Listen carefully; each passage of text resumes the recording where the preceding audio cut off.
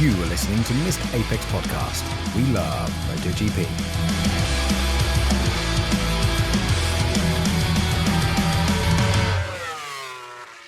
Hello and welcome to Missed Apex MotoGP Podcast.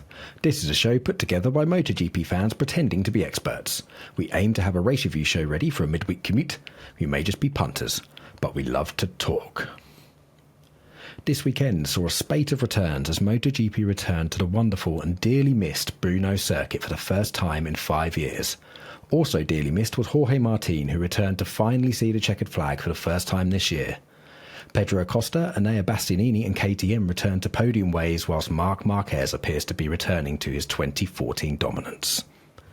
After doing too good a job of hosting, I've banished Jules back into the shadow realms and have wrestled back the hosting seat. So once again, I am your host, Kyle Power, and today I am joined in the virtual shed by some fellow MotoGP enthusiasts. It's our tyre-obsessed trumpeter, Matt Trumpets. How's it going, Matt? No matter how hard I try to shake that, the sport keeps on dragging me back into it, you know? Excellent. This is I presume this was positively arousing for you this weekend because there's going to be lots of tyre talk this time. Also arousing is the smooth talking Texan, Adam Rosales. How's it going, Adam? Hey, doing good. Good to see Brno back on the calendar. I love this circuit. Oh, no, same here. I wish iRacing, please, if any from iRacing listens to this, please get Brno on. It's one of my favourite tracks of all time. With the new surface, please. Yes, the new super grippy surface. So, weekend overview then coming in, and as we've mentioned, Jorge Martin returns, and having confirmed that he's staying with Aprilia.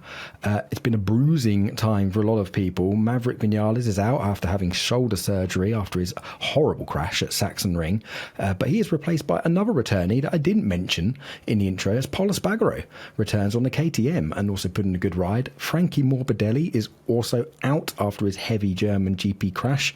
Some of the other riders may have breathed a brief sigh of relief at that. Bastianini returns as well from his what's now chicken poisoning. I'm not going to attempt to try to say what it is, but he lost 3 kilos in body weight. So, and if you need some summer tips for a summer bod, get some chicken poisoning. That seems to be a great weight loss tactic. We've got Nakagami is in for Somkat Chantra. He's also injured, and Augusto Fernandez gets a wild card on the Yamaha, much to Nakagami's despise, as we'll find out later in the weekend. So the points heading in, Marc Marquez has a monstrous lead of 83 points over his brother, with Bagnaia 147 points back. But the fight for 4th and 5th and 6th in the championship is starting to hot up between Digi, Morbidelli and Bezzecchi.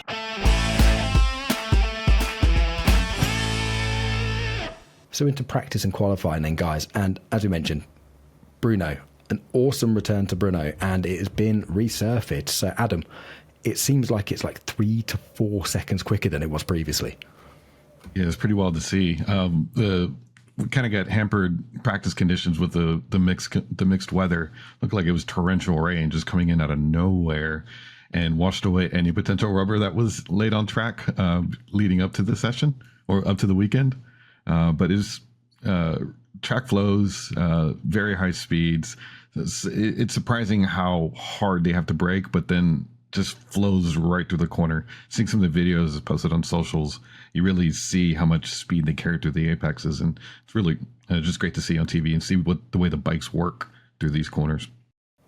Yeah, absolutely. And there's several quite fast, what I call flip-flops. There's chicanes and going back on yourself. So, Matt, this is just conducive to great racing. It really is. And for me personally, this is my first exposure to the track, and it was delightful. I love the layout. I love the speed of the corners, and I especially love the elevation.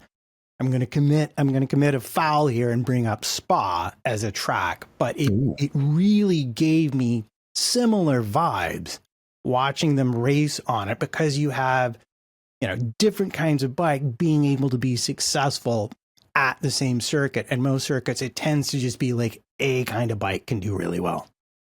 Absolutely. And a kind of bike can do really well, and also a kind of rider. So it's also harping back to this used to be a Danny Pedrosa specialist track. Like back in the day, he was great at this track, but Marc Marquez was looking really good in FP1, despite missing most of it with tech issues. Was still really, really quick.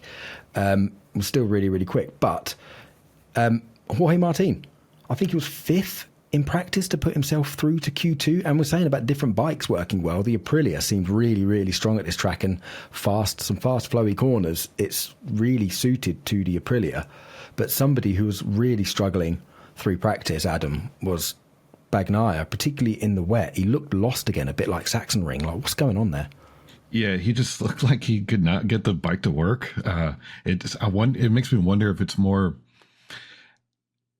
when you start to brake, that's where he's getting lost in the front end and just overthinking it, because it seems like this track doesn't have a lot of very hard braking. Like, it's not hairpin after hairpin. It's a lot of like fifth gear to third gear where you still got to carry a lot of speed, and it just seems like that's something that's really breaking him. I don't know.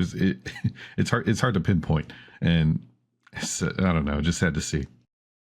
Well, it's a really interesting thing because the surface is wet and it's a new surface. But fundamentally, the thing that I love about bikes is the brake balance is entirely in the hands, literally, or occasionally the hands and the foot, if you're old school, of the rider.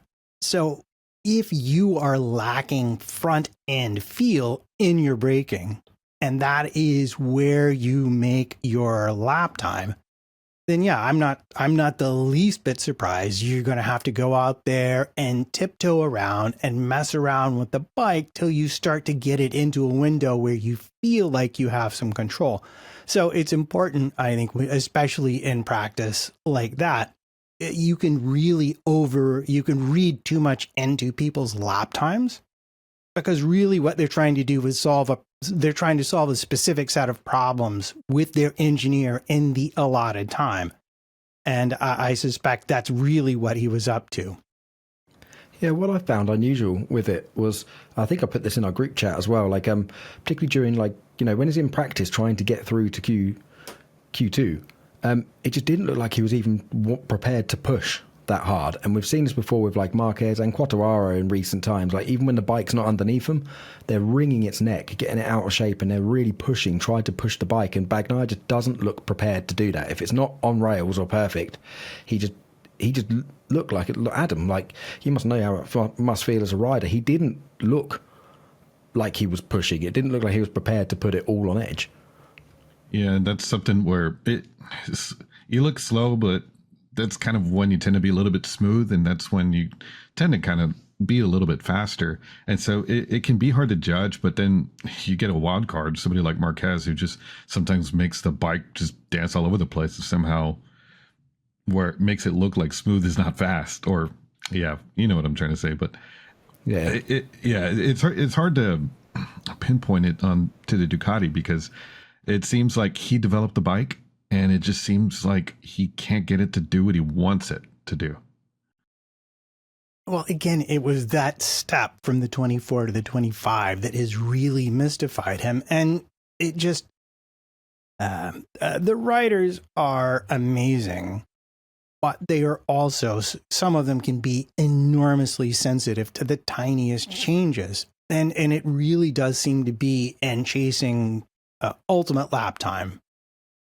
They have taken it out of his window, and it's taking a lot of work to get it back in. The other thing I'm going to bring up here, and I just remembered this, so don't hold me to it being entirely accurate, is I believe he's given up on his chase for recreating the 24 feel. He's adopted the 25 chassis, and I believe this is the first time he's gone whole hog for, let's make this work.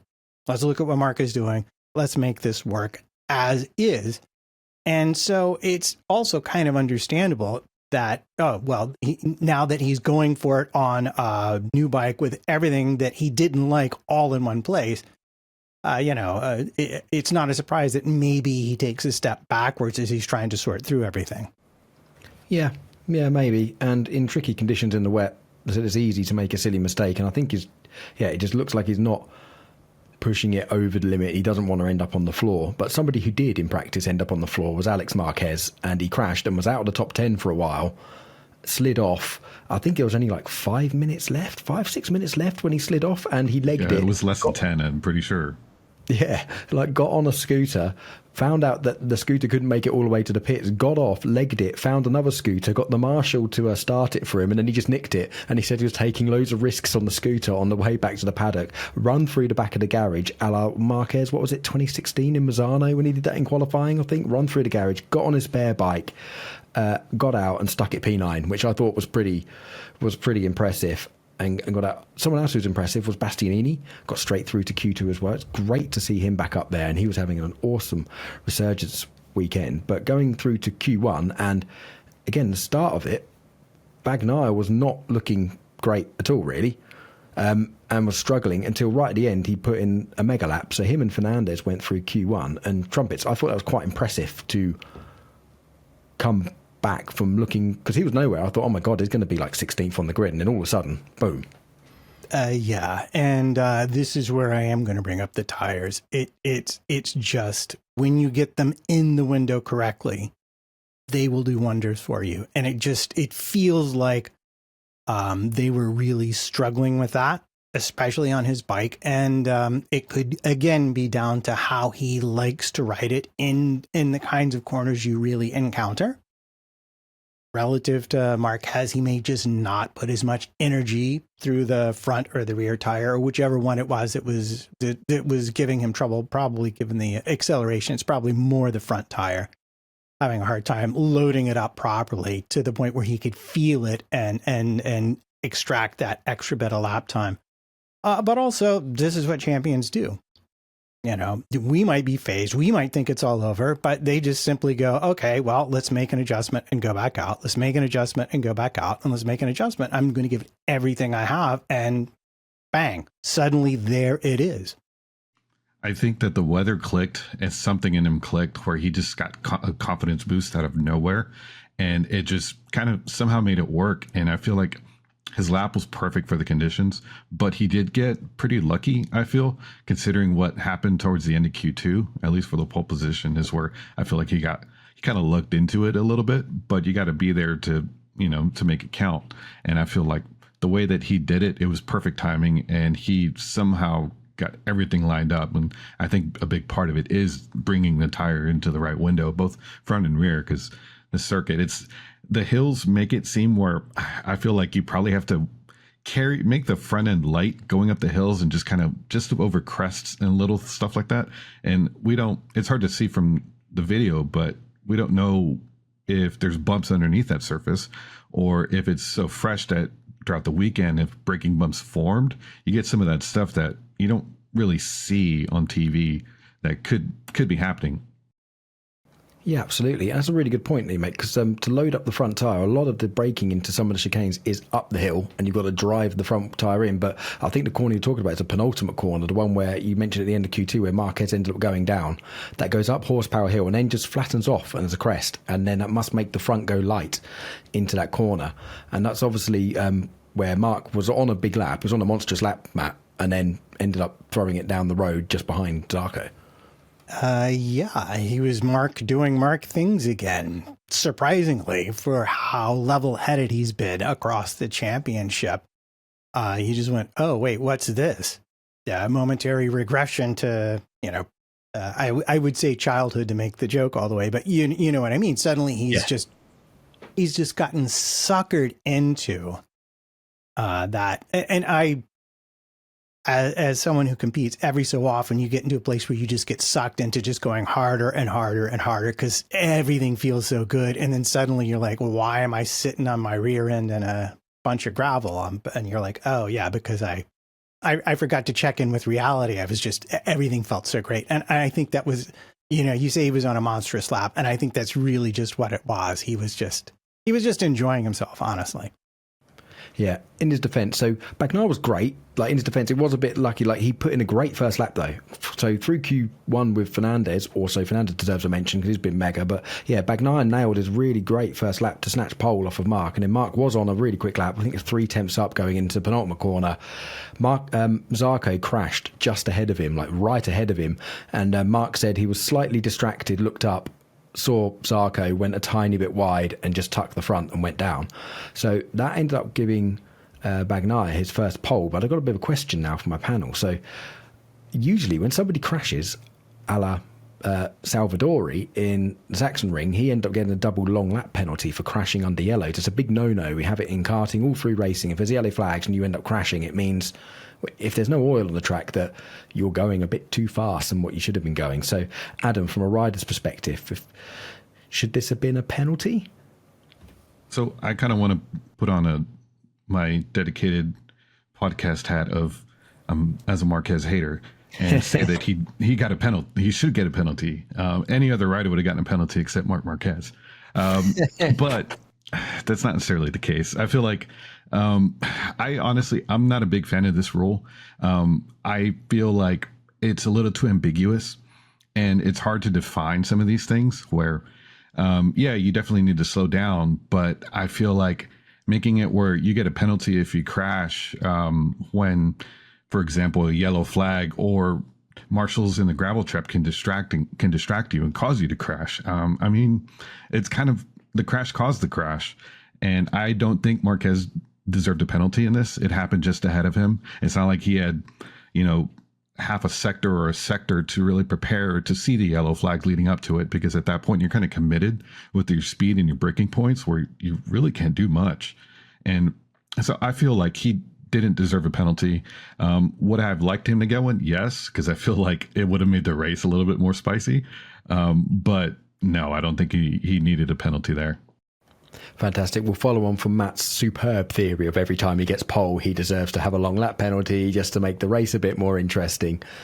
I think now every time he's in the race, he just deserves a penalty to make the race more interesting, if I'm being honest. I like Adam's take on that. Realistically, there is little to nothing he could have done in the amount of time between when Zarco crashed and when he crashed to reduce his speed, because once you're committed on entry, you're sort of committed on entry. It's got to come afterwards, and it was too quick. And that's actually what the stewards themselves found. But as a make MotoGP interesting penalty, I would absolutely positively love that. Yes, let's give him a penalty just to make it more interesting. Brilliant. So to wrap up qualifying then, Bagnaia steals what's have to be a superb pole, his first of 2025, which is amazing. Marc Marquez is second, Quartararo showing the Yamaha one lap pace, putting it on the front row. Bezzecchi is strong fourth. Mir, his best result in an eternity, I think, for fifth on the Honda, was looking really, really quick. And Raul Fernandez, strong on the Aprilia again, really, really strong. So that leads us into our sprint review.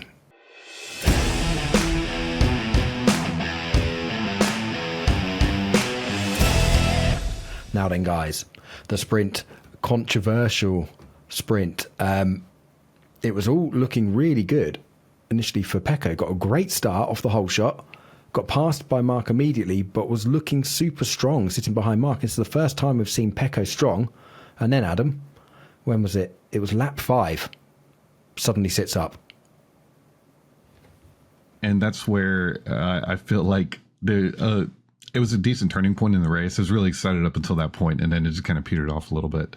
But I don't know who to blame, if it was the FIM or Dorna, or if it was a Ducati issue. I feel like the FIM kind of set the pressure regulations and kind of steered the ship towards this issue that we have. But Ducati also kind of bases their stuff off of, the rules and regulations. And it seemed like there was faults on both sides of the rules and the issue, where it was, I don't know, it made the race interesting, but there's a bigger issue, I think, in the back end. I agree. There is, namely into wit, Michelin is simply never going to have a front tire to match the rear that they've designed. And the pressure regulations, which are essentially a safety regulation after the teams, being the teams, took the absolute, is it Mickey, the correct word there? Am I allowed to use that still? Yep. Out of the leeway they were given, and Michelin said, nope, not going to do that anymore. And they settled on these front tire regulations, which in my poking about, apparently they will... It was 1.88 bar last season, and it's gone to 1.8 bar, but they will tweak it from course to course. And here's where it gets really interesting. First of all, Ducati, the data kings of MotoGP, because they have so many bikes on the grid, did not have their usual advantage because they had no data for this track resurfaced at all. And the Friday practice was in completely different conditions to those that they found on the Saturday. This can lead to some dodgy maths for your tire pressures on top of it. And this is what we learned. Number one, Bagnaia had an electronics fault, and the repair set his sensor off regardless of what his actual tire pressure was. And Marquez wound up being under investigation because FIM misset the race director's tire pressure warning. It was him, Agura, and one other rider. And why do we have this mess? Well, the teams won't test. Michelin's headed out of the sport, so they don't want to spend the money. After they tried to bring a 25 tire, the teams wouldn't test it enough, and then they just sort of agreed, well, yeah, we can all understand why you don't want to spend money on it anymore. This is kind of sort of working, but it's working except when it isn't, and it ruined, in a lot of ways, it absolutely ruined the sprint, because we were finally maybe going to see Bagnaia. He was at least in there halfway through the sprint, which is the longest I think he's gone without drifting backwards. And he looked great on his, and then that's it. Just it all blew up because of all of the aforementioned factors. And so think about the casual viewer who's watching this. Like, how do they understand this? Do they understand it? What's the point of all this? It just muddies the race and just throws some kind of whatever colored flag you want to put in this scenario to regroup, the top 5, top 6, and just throw a wild card in and basically throw thumbtacks on the course and ruin the race of a couple of riders because of this electronic issue for a rule that shouldn't even be in place.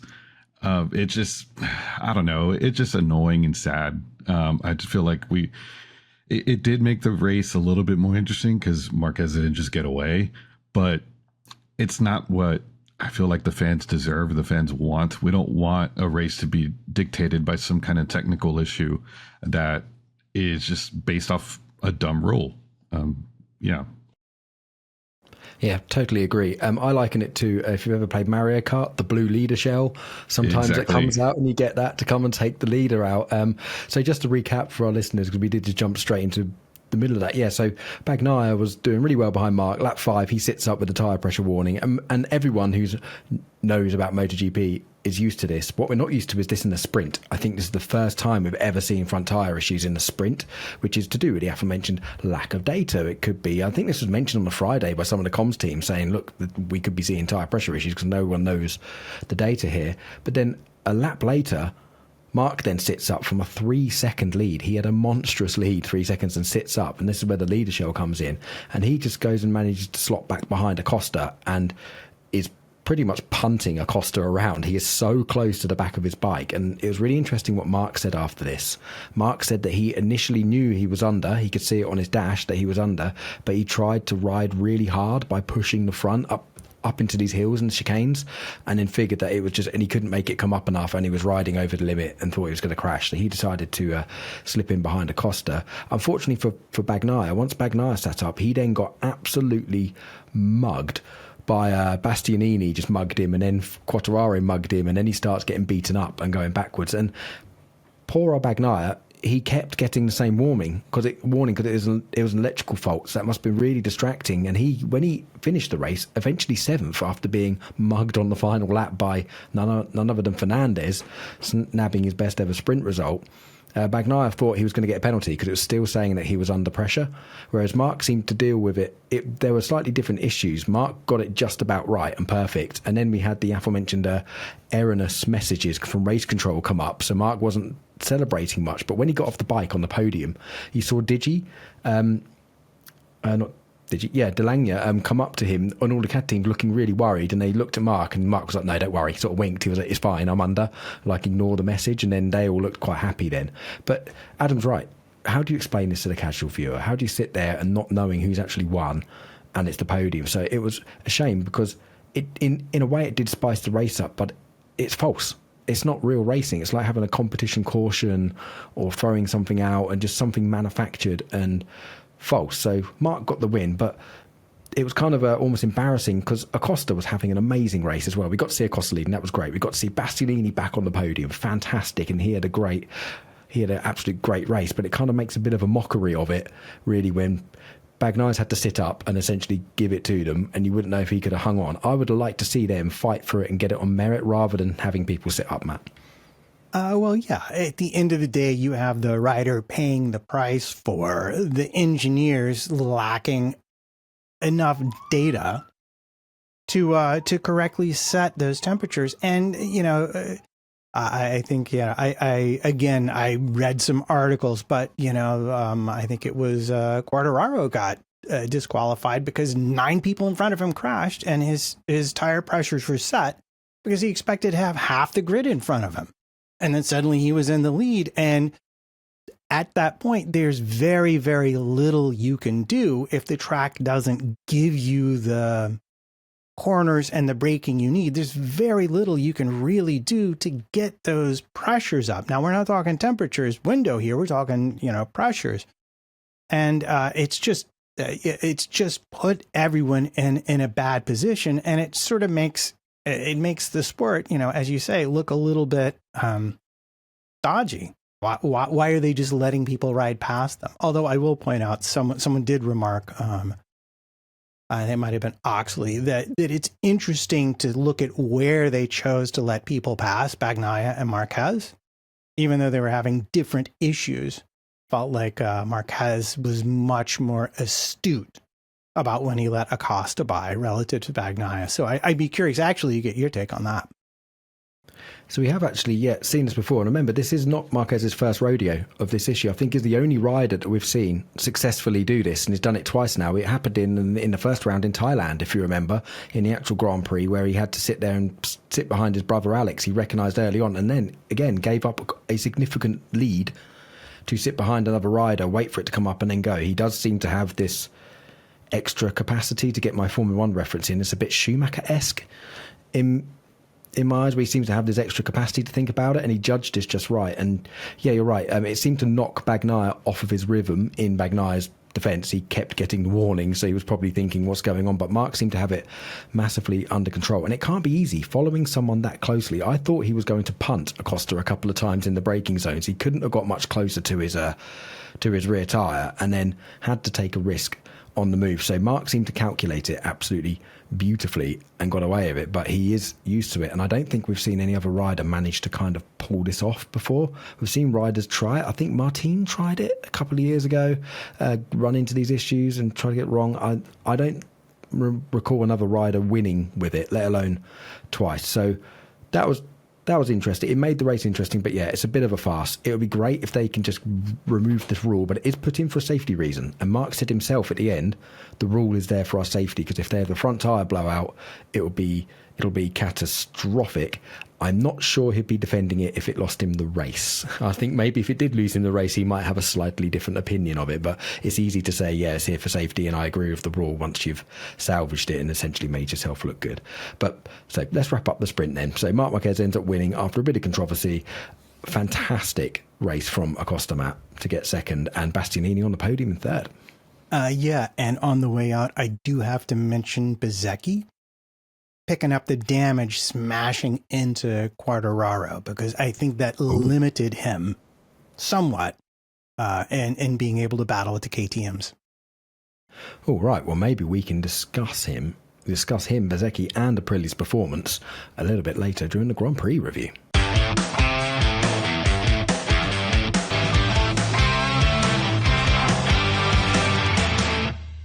Right, so on to the Grand Prix review then, and as ever, we like to break this down into a few topics. And yeah, we had it a bit in last week's show where, is everyone enjoying this dominance? Probably not, but we have to mention it again because it's amazing. So the first topic I want to talk about, guys, is this is 5 consecutive double wins for Marc Marquez now. And they've been on circuits where he wasn't expected to win. He's faced adversity in this one, had to come over the tyre pressure problems. He's faced injuries. No one can get near him. He seems to be getting stronger and stronger and stronger. So I'm going to put a question to you guys now, and I'm going to go to you first, Adam, because as we said, you are our designated Marc Marquez hater, but you are a very objective guy and a hardcore, long-time MotoGP fan. Even from somebody who's not a big fan of his, do you think we are seeing one of the best sporting comebacks in history, and can it be enjoyable even though you're not a fan of his? I don't know about the biggest or best in history. I feel like there's got to be something. But yeah, exactly. That's a little asterisk on that, at least in my head. But I mean, honestly, it's an epic comeback. I didn't think he would do it. I thought he was done after seeing all the stuff going on with his arm.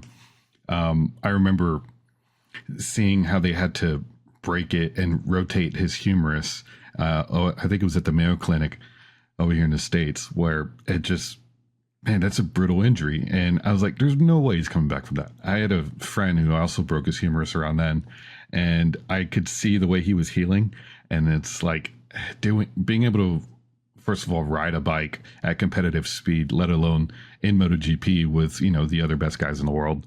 That's such a huge task. And seeing Marc overcome that, and not only that, it's like he's in easy mode right now. It kind of making everybody else look like a clown. Like I wouldn't say one of the greatest, but it's definitely up there. I just honestly can't think of anything else right now that comes close. So just hard for me to admit. I love that.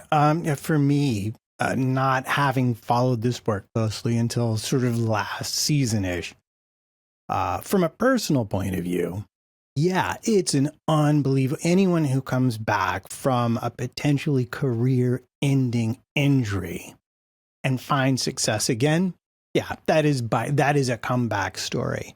I think the haters, whoever they may be, will probably just seize upon his complete and total lack of competition on the bike.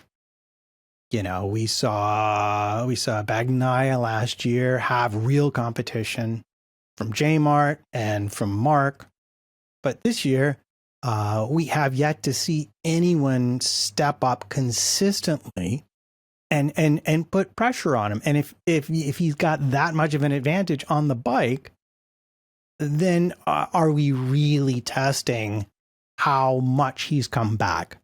I think that's the question. And it's not his fault, because the man is supremely talented. It's not his fault no one else has stepped forward to do this. But I think the long view of history will be like, well, yeah, he crushed everybody, but there was a missing pushback from the rest of the field.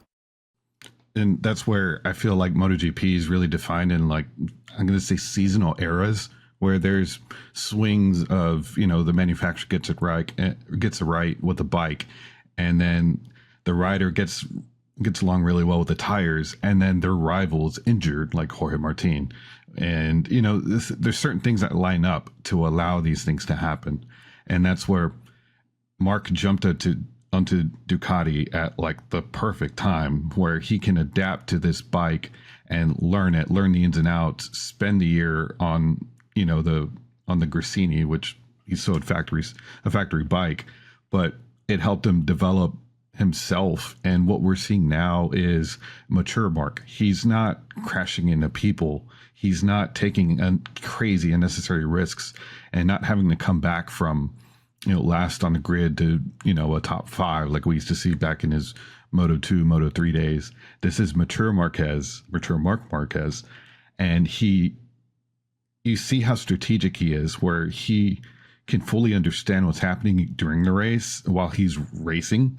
And one thing that he's always, what I've kind of thought that he does is he kind of separates the race into, like, I'm going to say chapters or stints, where he kind of has the opening stint to get the tires up, push a bit to get a good start. Then the second stint is a little bit more maintain the tires and get them in the window and at least lead or follow with the right person, build a gap, you know, settle down a bit. And then he kind of blends, I'm going to say 3 and 4 stages of the race, depending on what he's doing, whether he needs to push or needs to maintain. But you can really see where even if he's in the lead, he tends to set those fast laps towards the end of the race where he just has a rhythm and he's figured out what you need to do to win at MotoGP. And he just excels at it. And he's on a whole nother level with the maturity and the experience that he's got. And just the raw talent and speed, it's just on another planet right now. I think that's fair to say. And I'm going to use some of your points there to try to rebut Trumpets' point of saying it's the bike advantage thing. I mean, he's got his teammate, the double world champion, on the same bike. You've got Digi D'Antonio on the same bike. And a few people are arguing that the GP24, the bike last year, is actually the better bike and the easier bike to ride, and he's got a few of them he has to fight off, including his brother, which we'll talk about in a minute. And these are the best riders in the world. It's MotoGP. It's up to everyone else to come, and nobody's taking it to him because I don't think anybody else can really get near him. I think he's just moved the bar on. He's got stronger and stronger as it goes, and as Adam said there, breaking the race down into little phases. And in the Grand Prix, he waited until lap 8, sitting behind Bezzecchi, just looked quite comfortable there, waited till it was on. And I think I said in the group chat, I actually got it wrong. I was like, it's lap 6 or 7, he'll pull the pin and then just go away. And it was lap 8, he passed Bezzecchi, pulls like a 1.5 or 2 second gap, and then just controls it from there on in, Trumpets.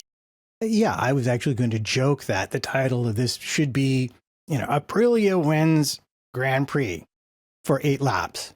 Because I think it's about the longest we've seen anyone win a Grand Prix from Marquez. But I will stand by, and I think we will have to put this argument off till later. I will stand by, if nothing else, saying that last year's world champion raced his first race since last November today on essentially the first iteration of his factory bike that didn't actively try and murder him. That's hyperbole for the lawyers listening out there. It's not. I didn't really mean that. So I feel like it's fair to say there may be riders who would be more competitive on the 25 than Bagnaia is.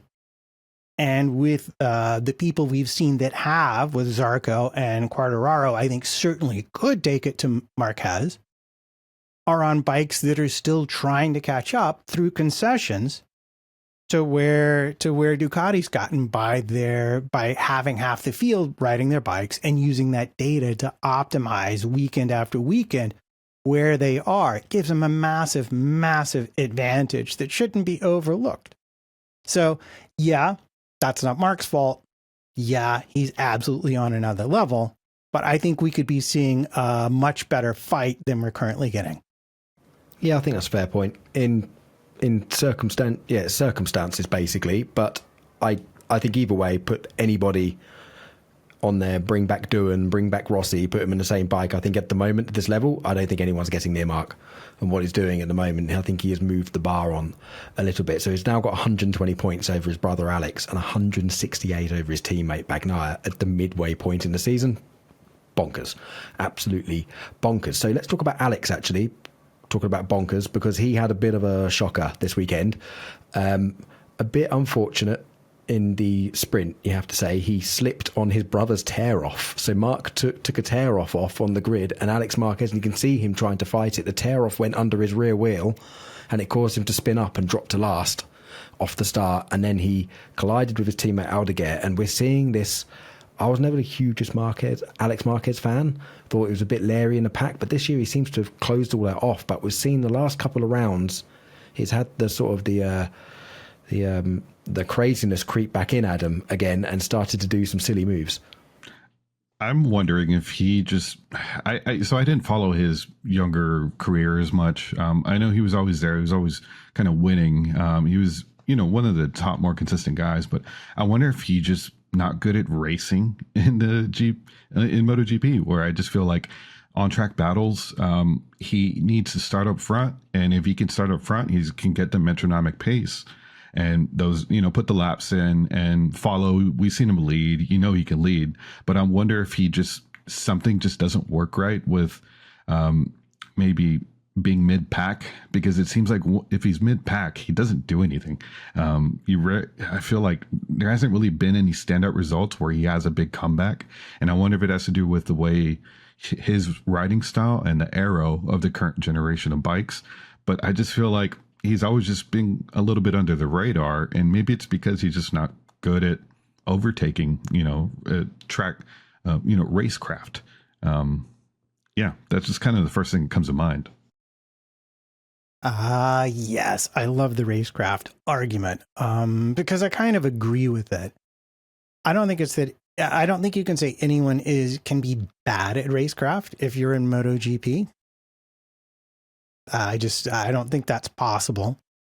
But within the fact that they're all very good, I think they very clearly are people who have sort of an intuitive nature for overtakes. And I think like a classic one in this round would have been the Marquez overtake on Bezzecchi through the flip-flops. I mean, just wow. Not sure I would have gone for that if I'd been him, but he did not have to even think about it. And that's probably the difference between him and his brother. And as far as the tear-off goes, he might just have been on tilt. Yeah, he's had such a long string of results, and it's a sprint race, and you've only got 10 laps.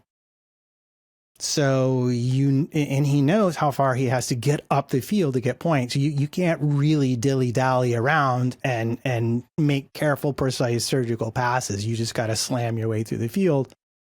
And he's just probably not used to dealing with the different characteristics of the bikes back there in terms of where they are and what lines they're capable of.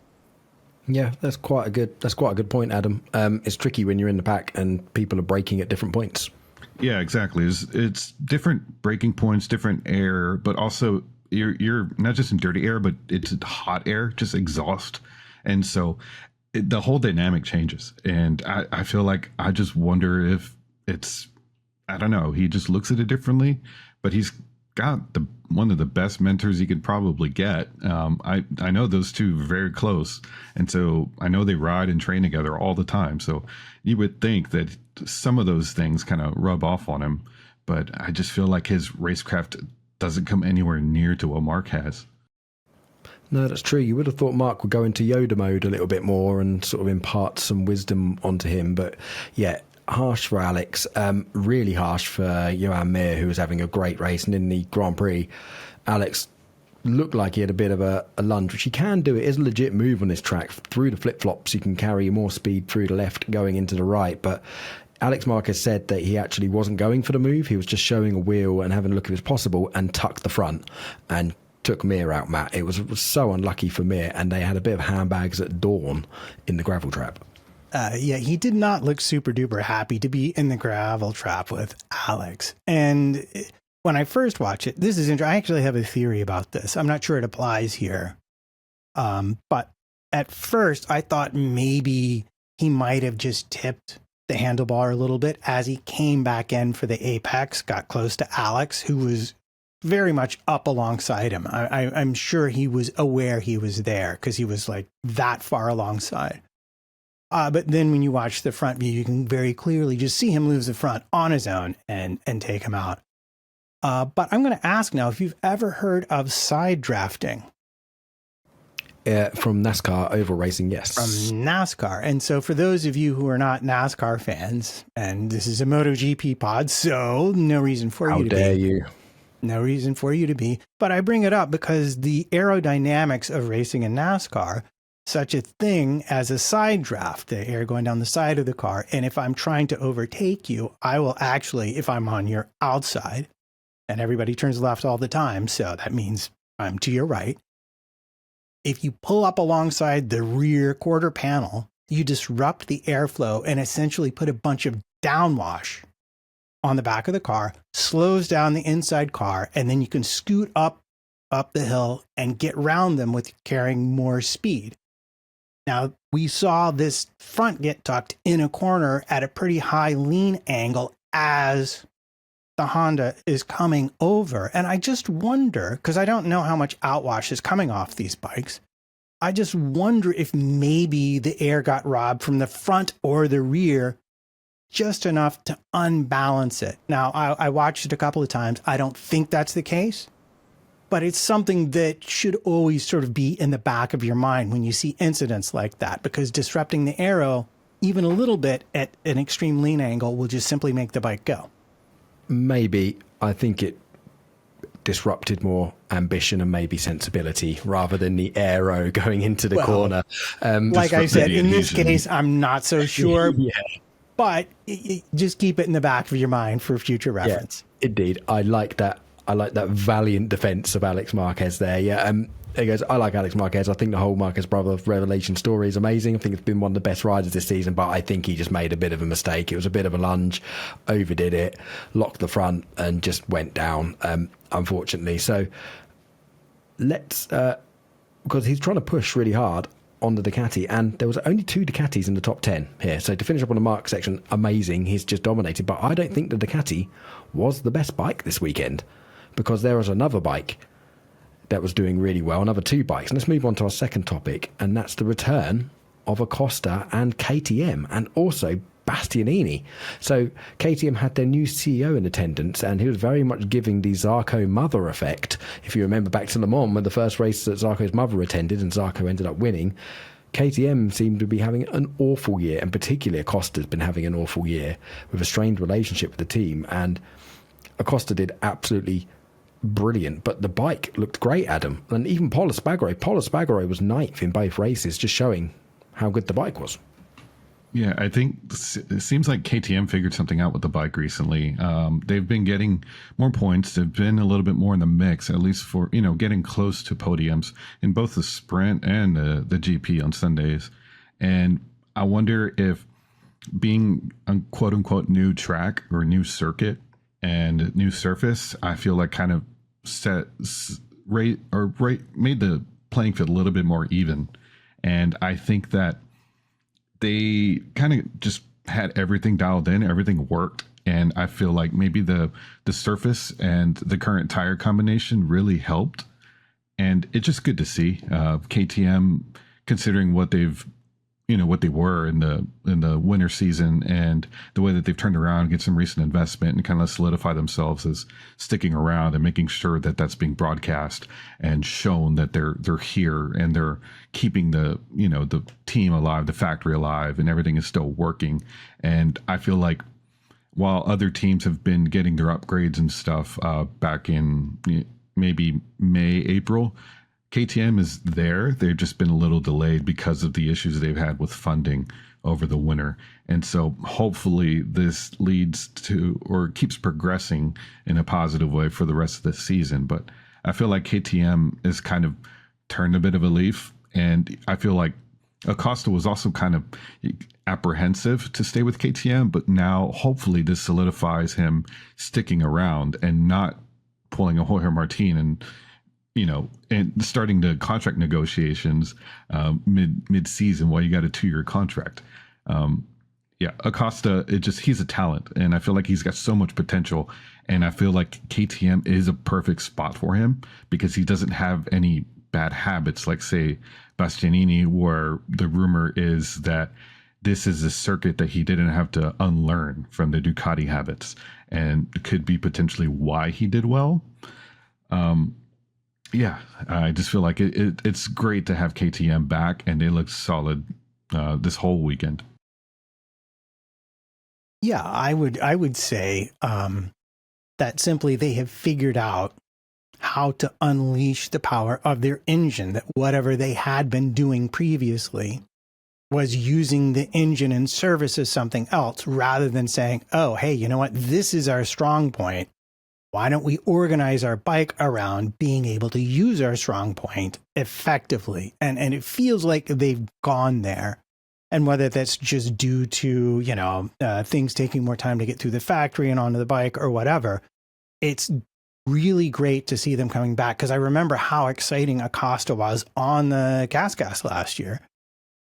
And you just expected that from the off. And it just they had failed to deliver it, and to see it here. But I also, again, I want to speak to your point, Kyle. I'm going to so disagree with you. Very clearly, Ducati had the best bike here. But for once, it was not the most optimized bike. And I think that's what we saw. They had no data on Friday. Their historical data was useless because the track had been resurfaced. And as you so politely pointed out, some other teams actually got a little bit of a preview at the circuit during a test, did they not? Yeah, that was good. Well, speaking just before we went on, so apparently I think Honda and Yamaha both had a private test there, and that's where everyone realised that this new surface was going to be up to 4 seconds a lap quicker because Honda and Yamaha tested there. So Honda and Yamaha should have been the best bikes. Well, they were never going to be the best bikes, but they had a big jump, so it was disappointing to see Yamaha nowhere near it. The Hondas were looking good, but you're right.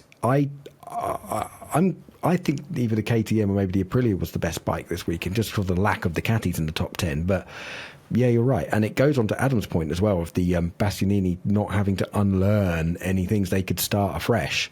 But one thing it's fresh and nice seeing is Acosta and his relationship with the team. And it was interesting him saying he was really frustrated and probably throwing the toys out the pram quite a lot at the start of the season, Matt, because he was angry and making all sorts of statements, and he said it himself. Did you see his interview after the race? He was almost apologising for being a bit of a douche early in the season.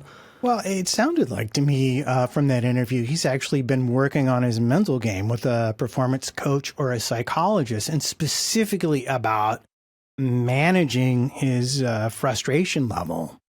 And that, that speaks to how professional he is, because you always look for where's an area I can improve, but that also probably is giving him a much better perspective.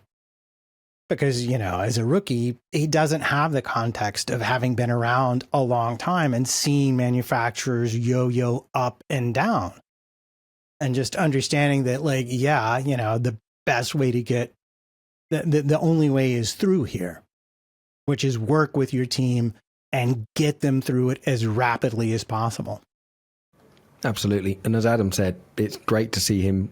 I think he's now going to commit and maybe stay with KTM because he is being courted by the VR46 team as well. Because apparently they're courting him because, as I said, he's a great, great talent and he was getting very frustrated. So it's great to see KTM with the new investment, the new CEOs there. It's just brilliant. So hopefully we get to see him because we don't want to lose KTM from the grid. We discussed this a lot in our pre-season, didn't we, about how tragedy it would be to lose KTM. But they were looking so good. And Bastianini, his 3 kilogram lighter post chicken poisoning Bastianini was looking mega quick in the GP as well, and then had a really unusual crash out of P4, but it was P4, and I kind of hazard a bet that I think he could have maybe got on the podium as well and be challenging Acosta because he was looking so quick. And it's so unusual, we haven't seen him this year. That I didn't realise the front wheel of his bike was white compared to the other KTMs. I just haven't seen him pretty much on TV all year, so it's really, really odd. But one person who we hardly saw, we saw a tiny bit during the race, was Binder,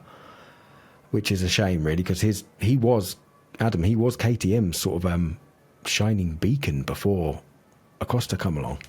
And Binder had such a good weekend at the last race where I thought that he would try to, or I'm sure he tried, but I figured he would carry the momentum a little bit better. It just seemed like he couldn't really pull it together this weekend. He just didn't look like he was on the pace throughout the GP and the sprint, at least compared to the other riders. The other riders just kind of clicked into this circuit. And for some reason, I don't know why Binder was just struggling. I hope he can turn it around at the next one. But yeah, it just wasn't a good weekend for him. No, it wasn't. And it's such a shame to see him struggle like that. But we're not struggling. I don't think we are anyway. If you think we're struggling, how about you send us an email and tell us so?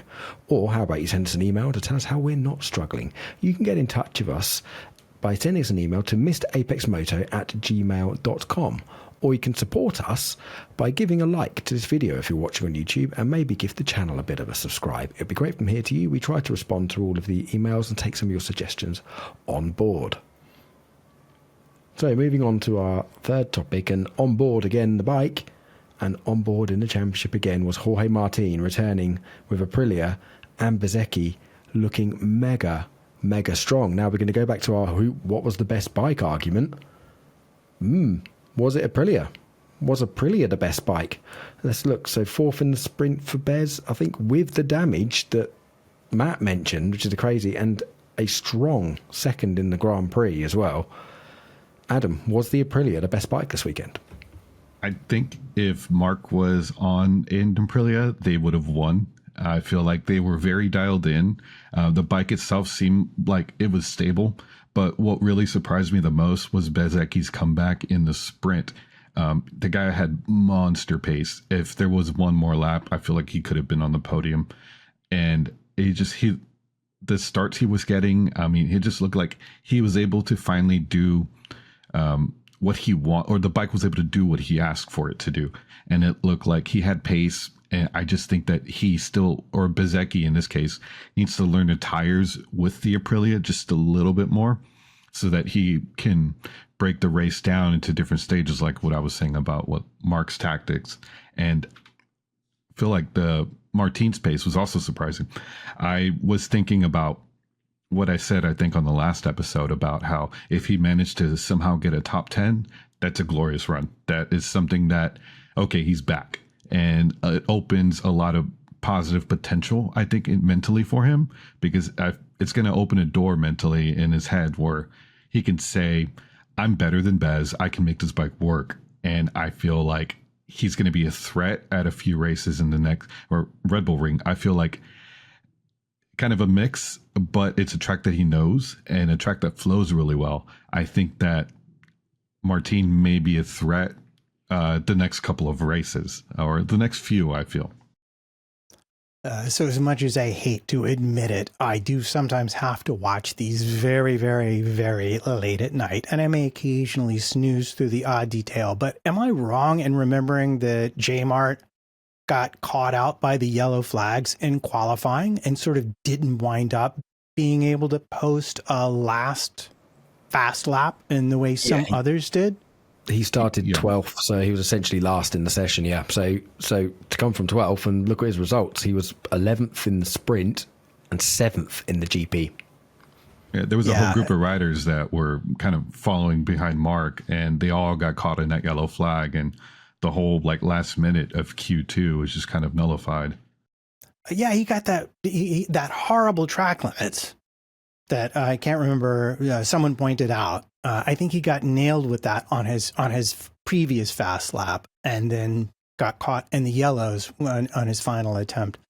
I was delighted to see him not just finishing in the top 10, but positively oh yeah, no, let's do a little bit of racing while we're here, guys. He didn't look like someone whose last completed race was November of 24 at all. I don't know what he was up to.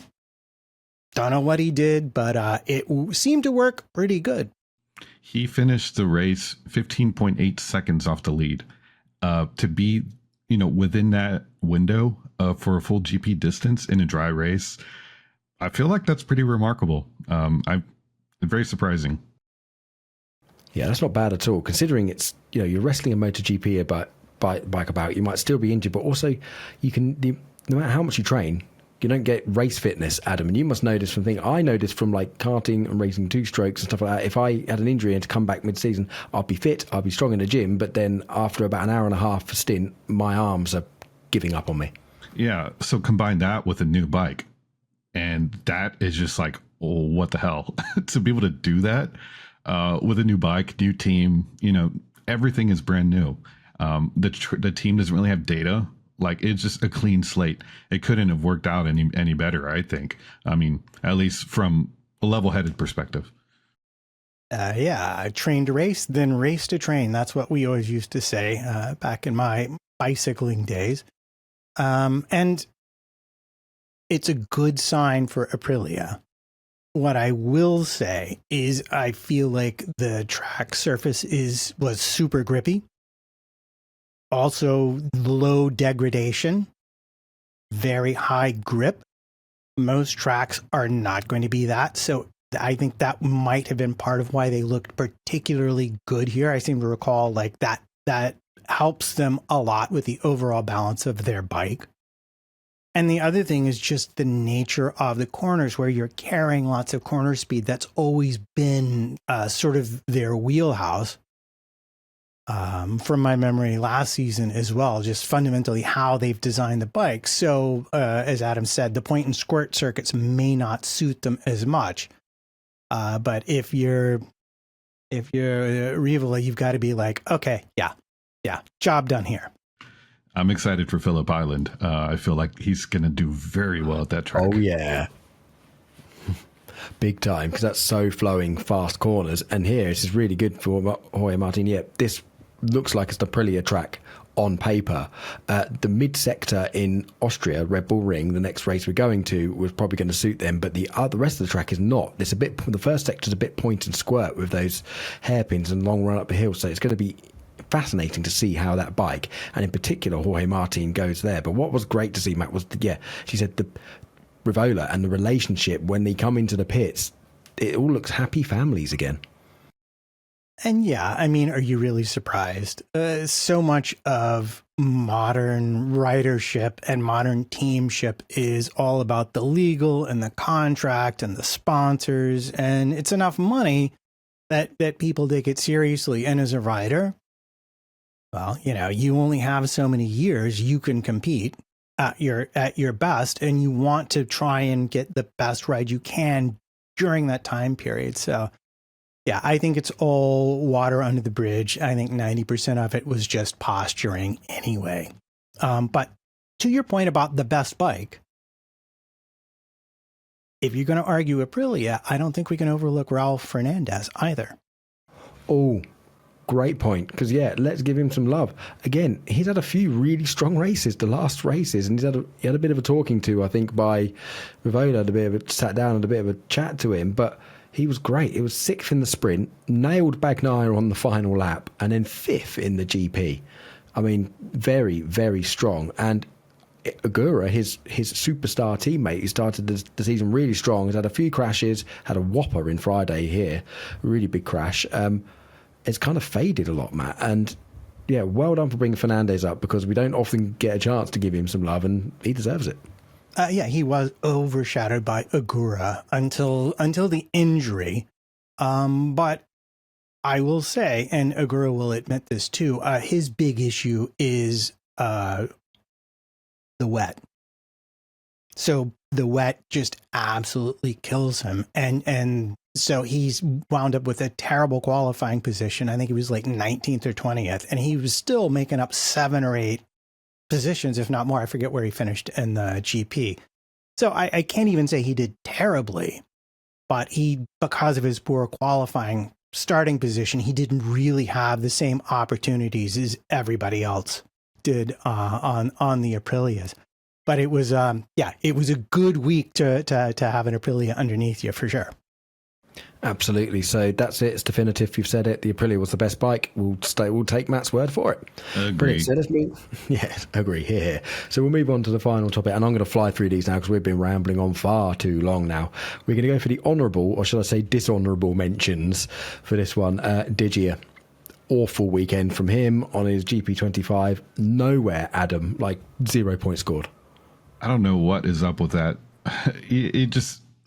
Shame to see. I was hoping he would keep his, pace up, especially somewhere where it was kind of more of an even playing field. But I wonder what Morbidelli would have done. And I'm kind of sad that, first of all, that he's injured, but also we didn't have a benchmark. Because what if it was the team that was lost? Because they haven't raced at this track. They haven't been a team long enough where, they raced there back when it was Moto2, Moto3 team, but now they haven't raced there in GP. So I imagine they were given some data from Ducati, but still, it just I wanted a benchmark. Data. Yeah, absolutely. And I wanted a benchmark for DG, because what was that? Yeah, just crazy. He couldn't get out of Q1, scored 0 points. He's lost 4th in the championship to Bezzecchi. Granted, Bezzecchi was riding the best bike, which is the Aprilia.